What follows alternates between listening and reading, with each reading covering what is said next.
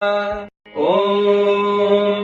नमस्ते अस्तु भगवन् विश्वेश्वराय महादेवाय त्र्यम्बकाय त्रिपुरान्तकाय त्रिकालाग्निकालाय कालाग्निरुद्राय नीलकण्ठाय मृत्युञ्जयाय सर्वेश्वराय सदाशिवाय श्रीमन्महादेवाय नमः। ॐ नमस्ते अस्तु भगवन् विश्वेश्वराय महादेवाय त्र्यम्बकाय त्रिपुरान्तकाय त्रिकालाग्निकालाय कालाग्निरुद्राय नीलकण्ठाय मृत्युञ्जयाय सर्वेश्वराय सदाशिवाय श्रीमन्महादेवाय नमः।